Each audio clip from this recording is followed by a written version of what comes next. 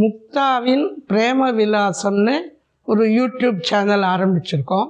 நீங்கள் அதுக்கு எல்லாரும் ஆதரவு கொடுத்து அதை பற்றிய விமர்சனங்கள் என்ன ஏதுன்னு சொல்லணும். அதில் என்னென்ன கண்டென்ட் எல்லாம் இருக்குது, அது சரியா என்னங்கிறதையும் சொல்லுங்க. அதை தவிர அதுக்கு கமெண்ட்ஸ்லாம் போடலாம். உங்களுக்கு ஏதாவது சொல்லணும் கேட்கணுன்னாலும் நீங்கள் அதில் இப்போ கேட்டிங்கன்னா அதுக்கு தகுந்தபடி நான் பதில் சொல்வேன். நான் ஓரளவுக்கு எல்லாமே உண்மையைத்தான் சொல்லணும், யாரையும் புண்படுத்தக்கூடாது, யாருடைய இதுவும் இது பண்ணக்கூடாது, நமக்கு தெரிஞ்ச விஷயங்களை எல்லாரோடையும் ஷேர் பண்ணிக்கிறோம். அதில் காமெடியோ அல்லது அரசியலை பற்றியோ இல்லை சினிமாவை பற்றியோ இல்லை என்னோட கூட நிறைய பேர் ஃப்ரெண்ட்ஸு இருக்காங்க, அது மாதிரி அவங்கள பற்றியோ இது மாதிரி எல்லாம் வெரைட்டியாக நிறைய இன்னும் கூட எல்லாத்தையும் யோசித்து நல்லபடியாக நல்லா வெரைட்டியாக பண்ணணும்னு ஆசைப்பட்றேன். அதனால் உங்களுடைய எல்லாருடைய ஆதரவும் எனக்கு ரொம்ப அவசியம் தேவை. வணக்கம், நான் முக்தா ஸ்ரீனிவாசனுடைய மனைவி பிரேமா பேசுகிறேன். முக்தா ஸ்ரீனிவாசனுங்கிறவரை உங்களுக்கு எல்லாருக்கும் ரொம்ப நல்லா தெரியும். அவர் ஒரு சினிமாவில் ரொம்ப பிரபலமானவர், அரசியல்வாதி, நிறைய புக்ஸ் எல்லாம் எழுதியிருக்கார். அவரோட பழகி ஒரு 60 வருஷம் இருந்ததுனால எனக்கும் கொஞ்சம் எல்லா விஷயங்களும் தெரியும். சினிமாவோ அரசியலோ புஸ்தகங்கள் படிக்கிறதோ செய்கிறதோ எல்லாத்துலேயும் நானும் அவரோட கூடவே பயணிச்சிருக்கேன். அதனால் அதெல்லாத்தையும் பற்றி என் வாழ்க்கையில் நடந்த சுவாரஸ்யமான விஷயங்கள் மற்றும் அவரோட கூட நடந்தது எல்லாவற்றையும் பற்றி நான் உங்கள்கிட்ட பகிர்ந்துக்கணும்னு ஆசைப்பட்றேன். நீங்கள் அதுக்கு ரொம்ப ஆதரவு கொடுக்கணும்னு நான் நினைக்கிறேன். இந்த ஏஜில் இவ்வளோ தூரம் நான் பண்ணணுங்கிறதுக்கு உங்களுடைய எல்லாருடைய ஆதரவுனால தான் நான் பண்ணுவேன்னு நினைக்கிறேன். கையில் பகவத்கீதை வச்சுருக்கேன். என்னடா இது பகவத்கீதையை வியாக்கியானம் பண்ண போகிறான்னு நினச்சிக்காதீங்கோ. அதிலெல்லாம் அவ்வளோ ரொம்ப நாலேஜெல்லாம் கிடையாது. பகவத்கீதையோடு சம்மந்தப்பட்ட ஒரு விஷயத்தை பற்றி உங்கள்கிட்ட பகிர்ந்துக்கிறேன். மனோரமாவை எல்லாருக்குமே நல்லா தெரியும். ரொம்ப நல்ல குணங்கள் நல்ல இது நடந்துவான். அவள் அம்மாவை பற்றி ரொம்ப பேருக்கு தெரிஞ்சிருக்காது. பட் நான் அவள் கூட சிலோனில் ஒரு 15 நாள் ஒன்றா இருந்ததுனால எனக்கு அந்த அம்மாவை ரொம்ப பிடிக்கும். அவங்க ரொம்ப நேர்மையாகவும் நியாயமாகவும் நல்லவங்களாகவும் இருப்பாங்க. நல்ல உயரம், அதுக்கு தகுந்த பெருமன், அந்த தஞ்சாவூர் சைடில் கட்டிக்கிற மாதிரியான குடியானவ கட்டு, தலையை அள்ளி முடிஞ்சின்ற மாதிரி இது அதோடு இருப்பாங்க. அவங்க அதீதமாக நகையெல்லாம் போட்டுண்டோ ஒரு நடிகையுடைய அம்மாங்கிற பந்தாவோ எதுவுமே கிடையாது. ரொம்ப சிம்பிளாக இருப்பாங்க. எல்லாமே நல்லா தெரியும். ஓரளவு எல்லாம் தெரிஞ்சவங்களா வீட்டை பார்த்துட்டு செய்வாங்க. மனோரமாவுக்கு அவள் கால் ஷீட் பார்த்துக்கிறது, அப்போ பணம் பேசுறது, அதெல்லாம் அவள் கீழே ஒருத்தர் வீரையான்னு ஒருத்தர் இருந்தார், சுகுணான்னு ஒரு அம்மா இருந்தாங்க, அவங்கெல்லாம் தான். இவங்க அவளோட ஷூட்டிங் போகிறதோ இது பண்ணுறதோ எதுவும் பண்ண மாட்டாங்க.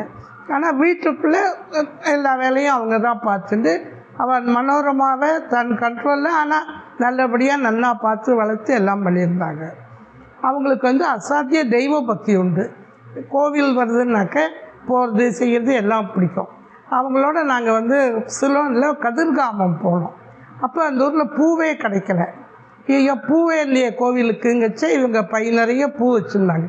என்னம்மா நீங்கள் எப்படி கொண்டு வாங்கின்னு வந்தீங்கன்னா, இல்லைம்மா வீட்டில் பூக்கிறதெல்லாம் நான் சேர்த்து கலெக்ட் பண்ணி அது வாடாத இருக்கிறதுக்காக பிளாஸ்டிக் பையில் போட்டு செஞ்சு எடுத்துன்னு வந்தேன், எனக்கு தெரியும், ஏன்னா இங்கெல்லாம் பூ கிடைக்காது அப்படின்னு. நம்ம வீட்டில் இருக்கிற பூவை கொடுக்கறது ரொம்ப ஸ்லாக்கியம், அதுக்காக அதை எடுத்துன்னு வந்தேன்னு சொன்னாங்க. அந்த மாதிரி அந்தந்த வேலைக்கு என்ன மாதிரி எப்படிமோ அதெல்லாம் யோசித்து கரெக்டாக பண்ணக்கூடியவங்க. அவங்களுக்கு ஒரு பிரச்சனை வந்தது. என்னென்னா, மனோரமாவோட கூட நடிக்கிற ஒரு சக நடிகருக்கு ஒரு குற்றம் செஞ்சவாங்கிற மாதிரி ஏதோ வந்துடுச்சு. அதில் என்னென்னா, அவங்கள காப்பாற்றணும் அப்படின்னாக்க ஒரே சாட்சி மனோரமா அம்மா தான். இவங்க கோர்ட்டில் அவங்க அந்த மாதிரி பண்ணலை செய்யலை அப்படிங்கிறது சொல்லணும். அதுக்காக அவங்க இவங்கக்கிட்ட கேட்டாங்க, இந்த மாதிரி நீங்கள் சொன்னீங்கன்னா தான் எங்களுக்கு இது பண்ண முடியும், அது ஏதோ நடந்துருத்து, அந்த பழியிலேருந்து எங்களை தப்பிச்சுக்கிறதுக்கு நீங்கள் தான் எங்களுக்கு ஹெல்ப் பண்ணணும். சரின்னு சொல்லிவிட்டு இவங்க அதற்கு என்ன நான் சொல்கிறேன் அப்படின்னாங்க, அந்த வக்கீல் வந்து இவனுக்கு சொல்லி கொடுத்தாங்க. அவள் கோர்ட்டில் என்ன மாதிரி இருக்கும், எப்படி இருக்கும், என்ன மாதிரி கேள்வியெல்லாம் கேட்பா, அதுக்கு எப்படி என்னென்ன மாதிரி ஆன்சர் பண்ணணும்னு இவங்க எல்லாமே கேட்டுட்டு கரெக்டாக இது பண்ணாங்க. அந்த இவங்க சாட்சி சொல்ல அன்றைக்கி கோர்ட்டுக்கு போனாங்க. இந்த கோர்ட்டில் அந்த கூண்டில் ஏறின உடனே இவங்களுக்கு ஒரு பயம் வந்துடுது.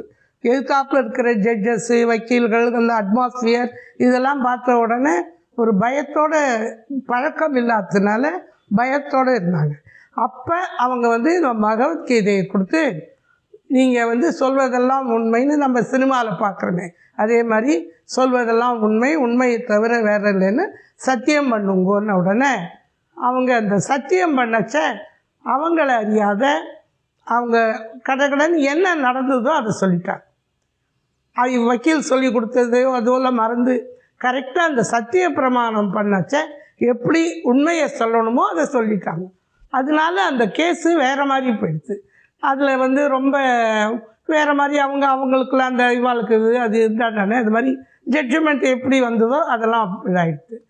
அதனால அவங்களுக்குள்ள பிரச்சனை என்னென்னா, இனிமேல் மனோரமா வந்து அவங்களோட நடிக்க முடியாது, அவளுடைய கேரியரே போயிடுச்சுங்கிற மாதிரி கொண்டுட்டாங்க எல்லோரும். அதனால ரொம்ப மனோரமாவும் அழுதாங்க. அவங்க வீட்லேயும் ஒரே இதாக சோகமாக போயிடுச்சு. அவர்கிட்ட இருந்த வீரையாங்கிறவர் ஃபோன் பண்ணேன். அப்புறம் நான் இவருடைய பிரதர் எல்லாருமா போனோம். போயிட்டு சொன்னோம், நீங்கள் அந்த மாதிரி நினைக்காதீங்க, உன்னுடைய கேரியருக்கு நான் இது பண்ணுறேன், நான் எத்தனை சினிமா எடுக்கிறேனோ அத்தனையிலையும் உன்னை நான் போட்டு தான் எடுப்பேன், நீ அதனால் உன் கேரியரே போய்டுன்னு பயந்துட்டு இது பண்ணி எல்லாம் பண்ணாதுன்னு சொன்னாங்க. அப்போ நான் அந்த அம்மாக்கிட்ட கேட்டேன், ஏம்மா அப்படி சொல்லிட்டீங்கன்னு. இல்லைம்மா, சத்திய பிரமாணங்கிறது ரொம்ப இது இல்லை, அது வந்து உண்மையை சொல்லலைன்னா குடும்பத்தை பாதிக்கும். ரெண்டாவது நான் வந்து சத்தியம் நினச்ச நான் என்ன அறியாத என்ன நடந்ததோ அதை உண்மையை சொல்லிட்டேன். எனக்கு வக்கீல் சொன்னதோ இன்னொன்னோ எல்லாம் மறந்துடுச்சு. என்ன நடந்தது அன்றைக்கி, யார் என்ன எப்படி வந்தது அவ்வளோதான், அதுதான் எனக்கு தெரிஞ்சது, நான் என்னம்மா பண்ண முடியும் அப்படின்னாங்க. அப்போ உண்மைங்கிறது எப்போவுமே ஜெயிக்கக்கூடியது. அதை எனக்கு என்னன்னாக்கா அந்த அம்மாவுடைய இதை பார்த்தோன்னா ரொம்ப பாவமாக இருந்தது. அப்புறம் மனோரமாவுக்கு நிறைய சான்சஸ் கிடச்சிது. அவர் ஷோவோட சேர்ந்து நடித்தாங்க, நிறைய ஹிட்டெல்லாம் கொடுத்தாங்க, ரொம்ப பெரிய லெவலில் வந்துட்டாங்க. இதனால் என்னென்னா அந்த கடவுள் நம்பிக்கைங்கிறது எப்படி மனசுக்குள்ளே நமக்கு வந்திருக்குங்கிறது தான். இதை வந்து நம்ம சின்ன குழந்தையா இருக்குச்சுலேருந்தே நமக்கு பழகிட்டதுனால நம்மளால் வந்து கடவுளை நம்பிக்கை இல்லாத எதுவும் செய்ய முடியாது. நீங்கள் இந்த முக்தாவின் பிரேம விலாசம் யூடியூபுக்கு லைக் பண்ணுங்கள், ஷேர் பண்ணுங்கள், சப்ஸ்கிரைப் பண்ணுங்கள், அப்புறம் பெல் ஐக்கான் பட்டனை அமுக்குங்க. எல்லாருக்கும் என்னுடைய நன்றி. நிறைய நீங்கள் கமெண்ட்ஸ் எல்லாம் கொடுத்துருக்கீங்க, எனக்கு ரொம்ப சந்தோஷமாக இருக்குது. இன்னும் நிறைய எல்லாமே செய்யணும்னு ஆசையாக இருக்குது.